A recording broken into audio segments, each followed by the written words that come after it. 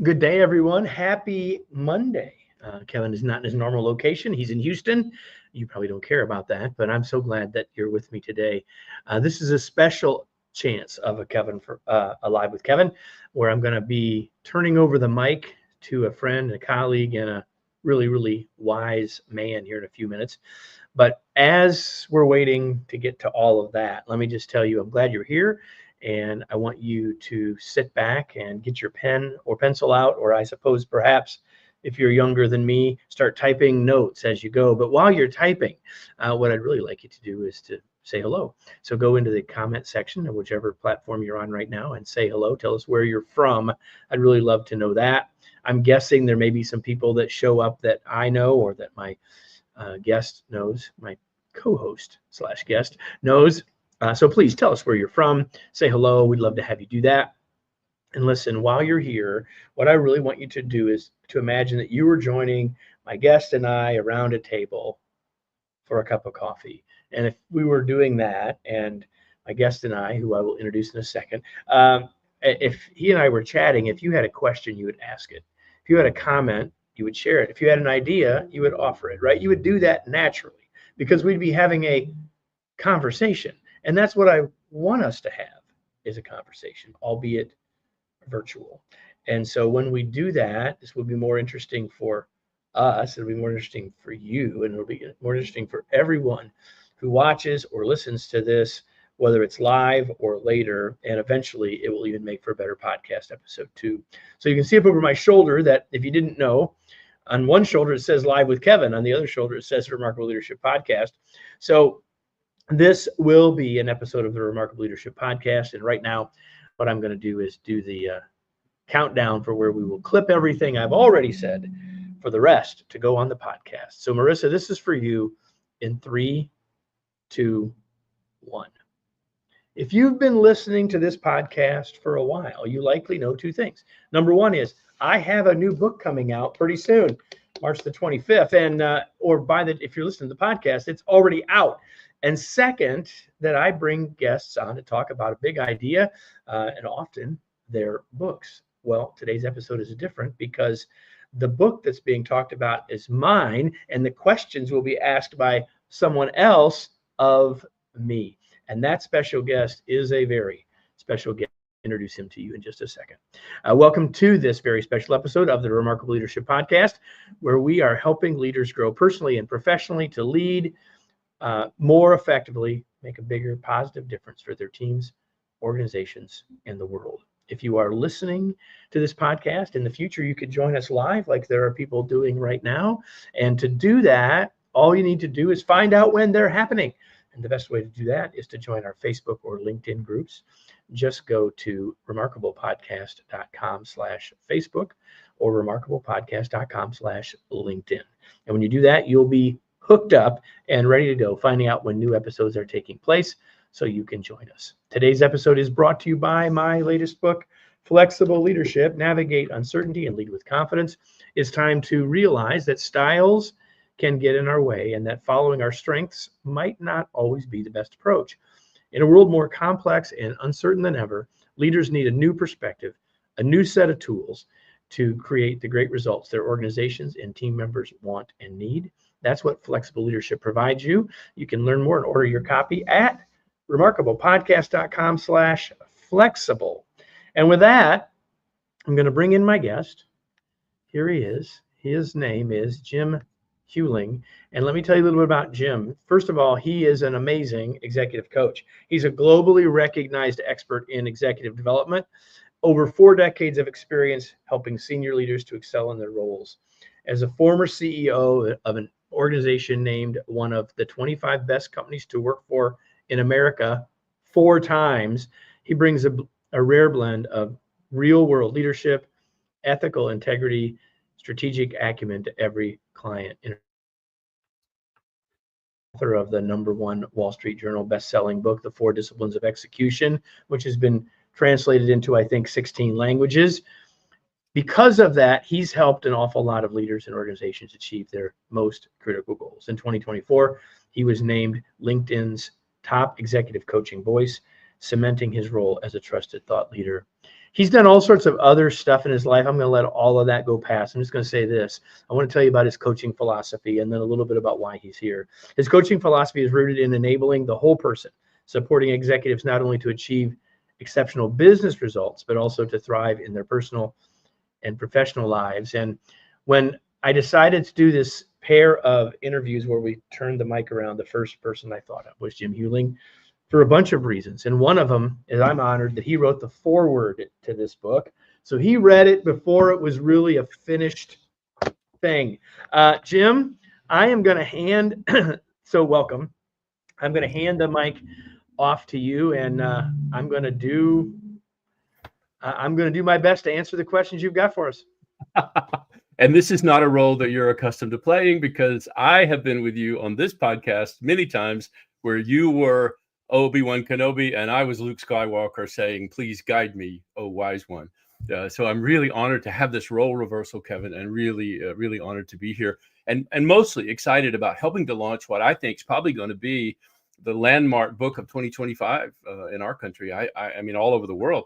I think this is that book that can make such a huge difference, that leaders will be buying a copy for everybody that works for them. Organizations will be buying a copy for everybody in the organization, and it will become the favorite birthday, graduation, Christmas gift, for everybody, because what's in here is not just a book about leadership. It's a book about becoming. It's about becoming all that you were born to be. And for many of us who follow you, leadership is the channel through which we use our gifts and make our difference in the world. But we recognize, it's possible to lead in the homeowners association. It's possible to lead in the PTA. It's possible to lead as a parent or a sibling or a friend, So leadership is that beautiful subject that has room and space for all of us to be inside of it. And I hope that's what we bring to everybody today. I have only one question for you, Obi-Wan. Are you really ready? I mean, I've spent like a week getting ready for this moment with these questions. Are you ready? I am sitting down and I'm buckled in, but let me just say something about what you've already said, and you haven't even asked a question yet. I wrote in Remarkable Leadership a long time ago, something along the lines of, as we become a better leader, we become a better human, and vice versa. And so I appreciate you saying all of the nice things about the book, but and the book is clearly in the context of our leadership role, even though, as you said, leadership is about more than a role. It's a verb more than a noun. But I do appreciate the point that I do think there's mindset stuff here that does apply outside of that actual prescribed role that we might play in an organization, even though that's clearly the context of the book. Well, in fact, one of the most brilliant things you talk about, and it's my question number 4, so hang on a minute, don't answer it yet, is about, how we choose these roles and these ways of navigating through the role of the label of leadership, and how, honestly, not every label fits every leader all the time, but don't get ahead of me, Kevin. Question number 1, I really want to start with, because It's been on my mind since the moment I wrote it in my own notes about a week ago, planning for this session. You kind of open up the book. Of course, the book is about leadership, and it's about becoming a great leader and having the kind of impact that you want. We expect all of that from you, but you can't read this book without realizing there's a message beneath the message, and the message beneath the message for me is choice. In fact, very early in the book, you say, as a human, you have the power of choice, and it's also the last thing. It's also the very last thing. That's right. So I would not ask you to necessarily opine on that. But what I think I and everybody else is now going to hold their breath waiting for you to answer is, how did choice become the foundation of flexible leadership? Before we talk about flexible leadership, I want to go to the root for a moment. Something shaped you in your life. Something molded you in a way that you would see choice as being foundational to all the principles that we're about to spend a few minutes talking about today. Well, I could probably answer that question on a bunch of different levels. I do think that choice is the thing that separates us from other living things in many ways, right? The ability to choose, the ability to see what's in front of us and then decide what we want to do or don't want to do. the fact that different people can look at exactly the same thing and make different choices. Late in the book, I quote one of my favorite authors, Og Mandino, and say, use wisely your power of choice. And so, I mean, I could say it from that perspective, but I can also say that if you think about leadership, I write in the book, and I've written before in The Long Distance Leader with Wayne, that leadership's about outcomes, others, and ourselves. We call it the 3O model: outcomes, others, and ourselves. And so one of those things we have control of, that's ourself. The other two things, which is what leadership's really about ultimately, is outcomes and others, we don't have control of. We can only influence. So if we want to have greater influence on reaching the outcomes that we've set or we've been tasked with achieving, yes, and helping others to reach those and grow in their own, for themselves and all that stuff, then if that's an influence role, then we have to, then the more intentional we are about how we choose to influence, the more effective we can be. Mm-hmm. Which ultimately defines not only what your tactical results will be, but also perhaps the legacy that you'll one day live, will all be shaped by the very thing you just gave us a masterclass on right there. 100%. Like, I was just on another podcast that's going to come out in the next couple of weeks, and I don't know that he knew we would end up there, but we ended up at that point about legacy. And I said, he said, well, what should people's leadership legacy be? And I'm like, well, I don't like to live in shoulds for others, but I will tell you that chances are, if you are listening to us or watching us right now, you have a desire to make a difference as a leader, and you have the chance for that legacy to be long, strong, and deep. And I think the things that I write about in this book can help that be longer, stronger, and deeper. That's right. Well, I love that. I'm reminded off script a moment that in my foreword to your wonderful book, I wrote that this was not just another leadership book. This was a, quote, mentor in print. Because in reading every page of the book, I felt that I was being personally mentored by you. And I'm not exaggerating when I say that. I really had a visceral feeling of your voice in my ear as I read every single page. And then I'm so glad everybody else was getting a sense of that as well for what's in this powerful book. And so I want to make a small leap from the subject of choice, foundational idea, but a gentle leap, because not too much further into the book, you said something that literally made me stop. In fact, I had to read it a few times. I had to digest it. I had to metabolize it. I had to ponder it just to really get the depth of what you were offering here. Because you wrote in the book that leadership is not about finding the right answer. It's about finding the best answer, seeking the best answer for each situation. And I want to just quickly contextualize that to say, I have a life's work of leaders coming to me for coaching and insight and sometimes consolation and emotional support, all the things that we all need from our coaches. But often they're coming to find the right answer. And you've given me this new vocabulary of saying, the right answer may not be a precise enough alignment of the question. What we're really looking for is the best answer in each situation. And this is not an idea that is at opposition to consistency. We're not talking about that, right? As you so eloquently make the case for in the book. It's not the anti-consistency message, but it is about being flexible enough to look for the thing that is perfect in this moment with these people in this situation. And honestly, Kevin, to me, that embodies the whole message of this book about being a flexible leader. Would you talk for a minute about how do you build this kind of confidence to seek the right answer and seek the best answer, even in the midst of a lot of competing priorities and lots of other influences that every leader faces today?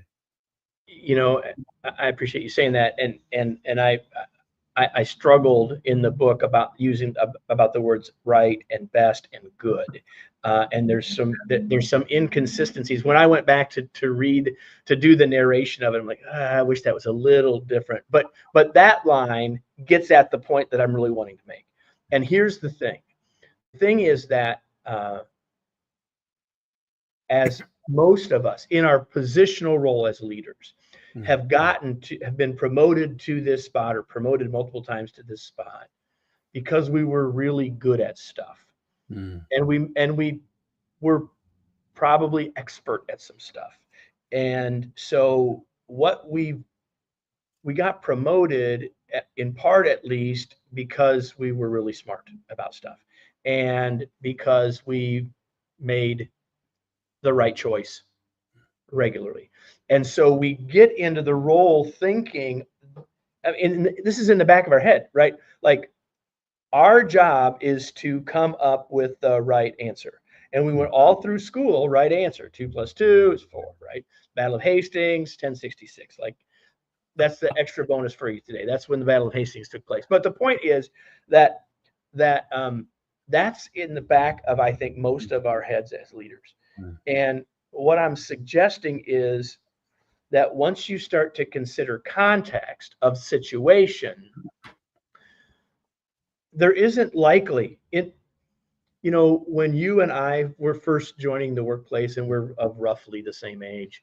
I mean, you're older than me, just saying, but we're of roughly the same age. And when we first joined the workplace, an awful lot of stuff was pretty clear. Like, there was clear cause and effect. If you did this, this was going to happen. And that's how some people came up. And that's a clear context, man. That's easy. We can build a best practice. We can have a process. It's awesome. We can Six Sigma it. We can do all that stuff. That's fantastic. But so much of the world isn't like that.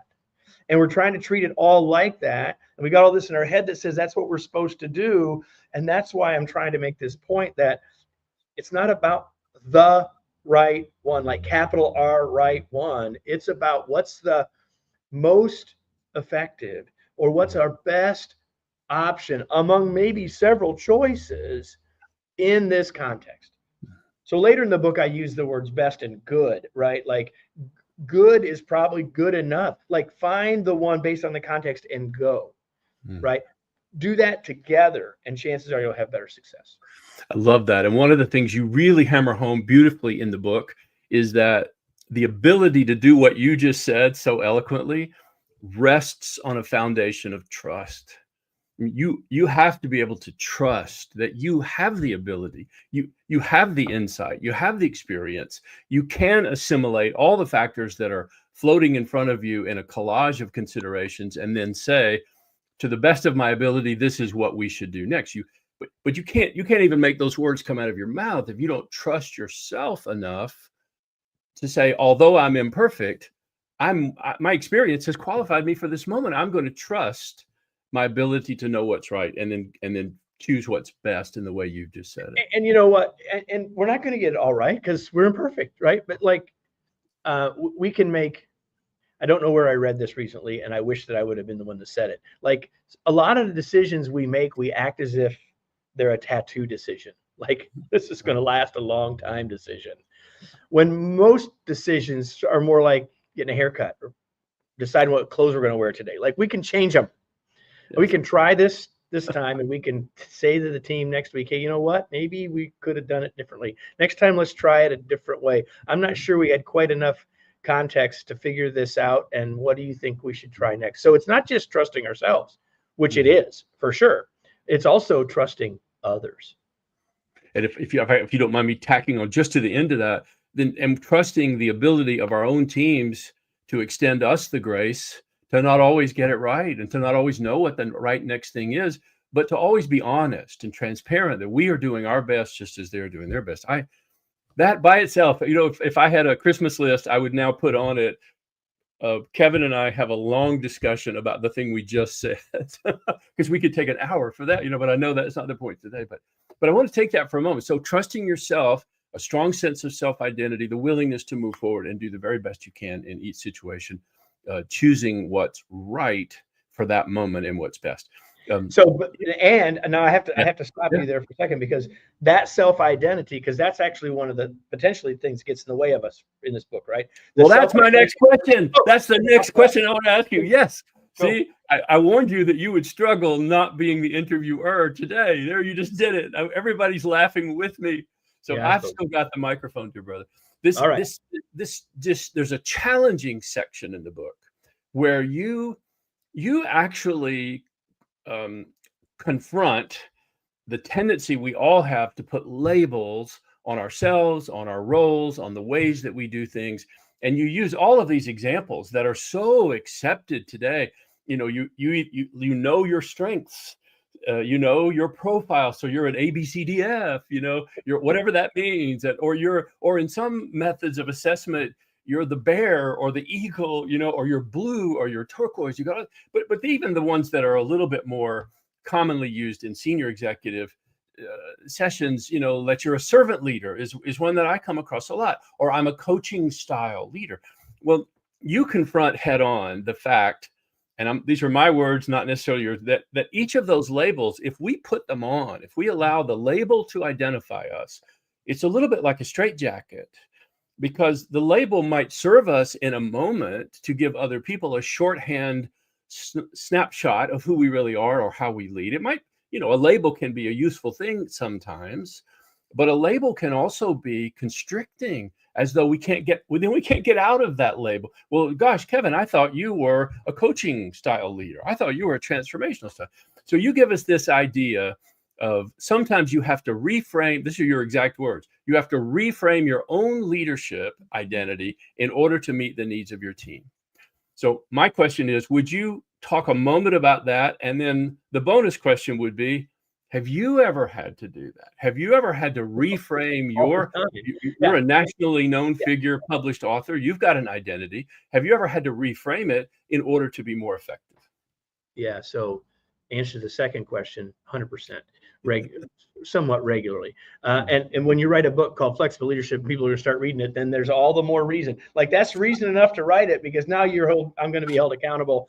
Like, I can be easily convicted here. So by my team, if by no one else. But let's go back to the first part. And people that have been doing the kind of work that you and I do, helping leaders, I mean, we're looking at probably 80, 90 years of doing it in the kinds of ways that most of us would think about as leadership. Yeah. And you and I know a lot of the people that have been involved in that over the years. It's a blessing in my life for that to be true. And those are some really, really smart people, right? And they've built these models and they've built these assessments, and we did all of that was done with wonderful intention. And they can be, as you said, Jim, very helpful. The problem is that the reason they're helpful is because as human beings, we are good at pattern recognition. So like, if you can give people something like that to hang on to and say, oh yeah, I see me doing that several times, now that gives me a clue. Like, that pattern recognition is helpful. Here's the problem.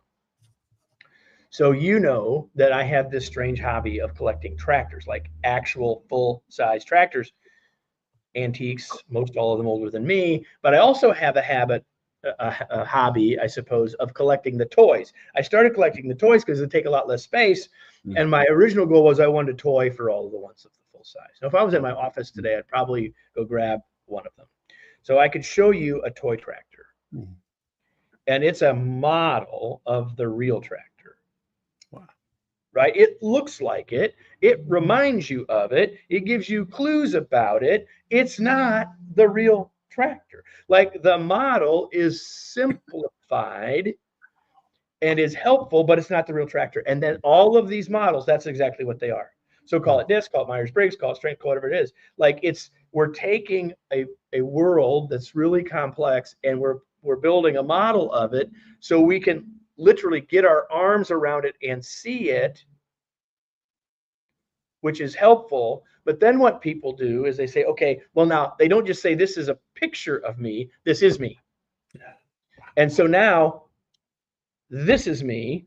Wow. And so that not only does it blind me from seeing how else I could lead, it does something more insidious, which is excuses my behavior. Well, that's just the way I lead. Right? So there you go. I love that. You had no idea tractors were going to make it into this conversation. Well, and it wouldn't be a Kevin Eikenberry podcast if we didn't. So now we've checked that box. It's just wonderful. But how beautiful that is. And I feel urged to say really fast, to all the people in the world listening who along with us find great value in assessment tools and the insights they can bring and the shorthand vocabulary that they quickly enable an entire team to have about things that really matter. I think they're incredible. I couldn't do my work without them. And I value the people who use them and invent them and support them. There's no. We have a disc assessment. Like in our business, we are one of the providers of a disc assessment. Like I believe in them to a high level, but they're only helpful until they're not. That's right.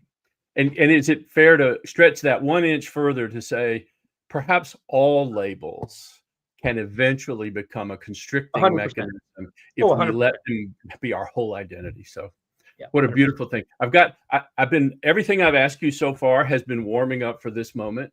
I've been waiting since we began to ask you this question, like on the edge of my seat, because it's my favorite thing in the whole book.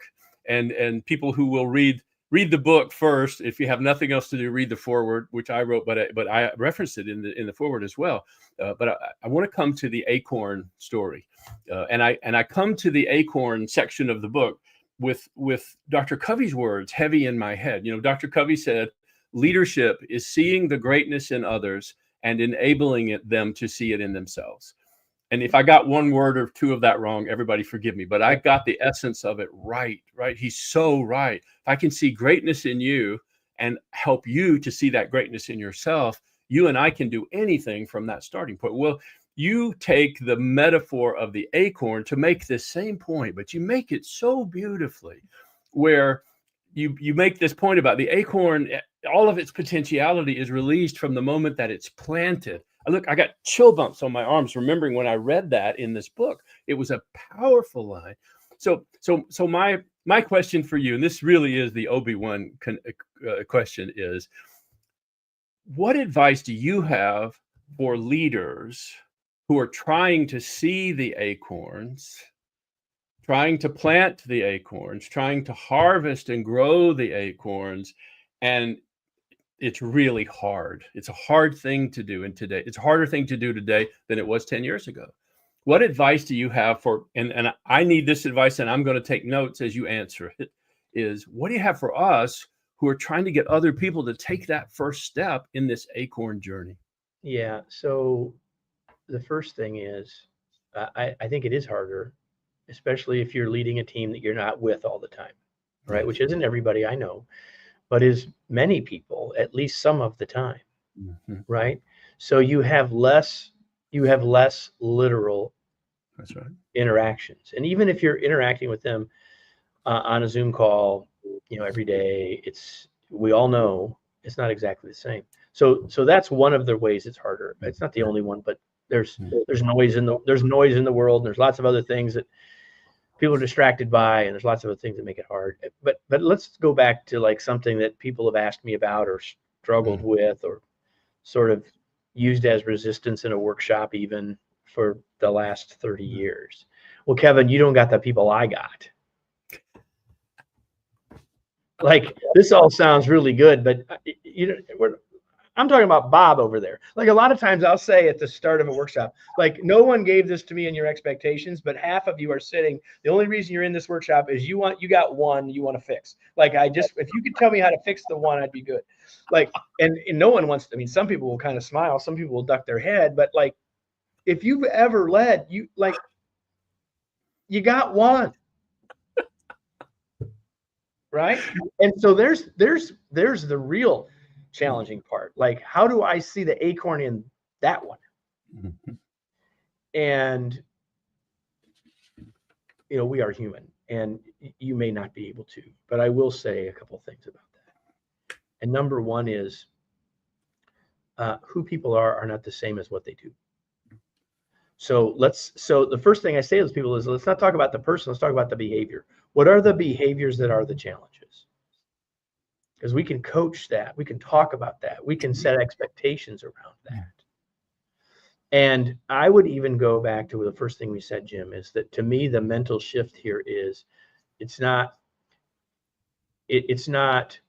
have they ever done it, but do you believe they're capable of doing it? And people have a hard time with that. Well, I've never seen them. That's not what I'm asking. I'm asking, do you believe they're capable of it? They would have to make different choices. Maybe there's things that we need to do different in interacting or coaching them. But ultimately, do we believe they're capable? they have the potential to.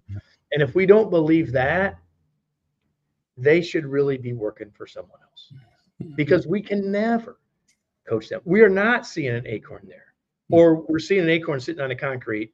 Nothing's ever gonna happen. An acorn on the concrete in the desert, I guess the water could still do a little bit, but let's just say the acorn on the concrete is the untapped potential, because how many oak trees are inside of that acorn? If it's on the concrete, not a single one.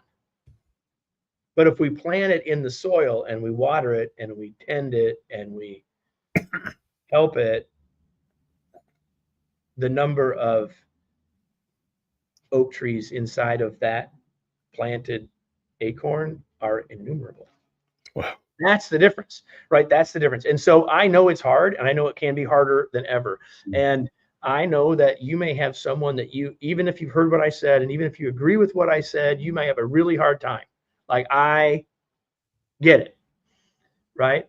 And that needs to be the direction that we try to hit. I think I felt the mic drop.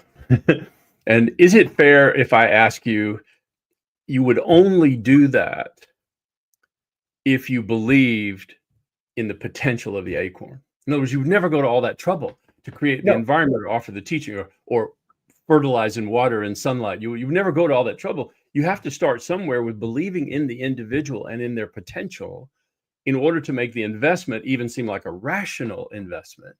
And then, of course, when you do, everything comes from that. It takes us back where we started, right? What choice do I make as a leader? What's foundationally true for me, right?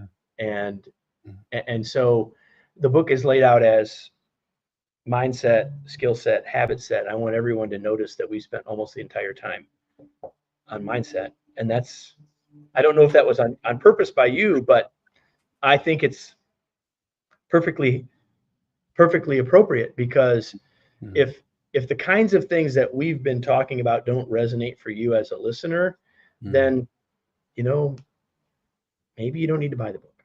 Yeah. Or full-time engage in leadership. I don't know. We're not being presumptuous with that, but these are questions where everybody gets to ask those questions. I love it. I want to ask you this question, and I feel like we're close on our time. I don't know if we are, but a question that really matters to me, and I've already taken, I don't know, half a page of notes, and I'm going to watch the recording of this. I'm going to watch the recording of my own podcast with you, because you've said so many things I couldn't get them all in my head.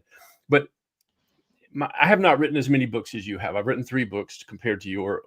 You must have your own shelf more than I have. So well, I don't know. We don't talk about that. But but there's a shelf in every public library that just says Eikenberry on it. It's all the books that Kevin Eikenberry. But I know one thing for sure. I've only written 3, but you've written many.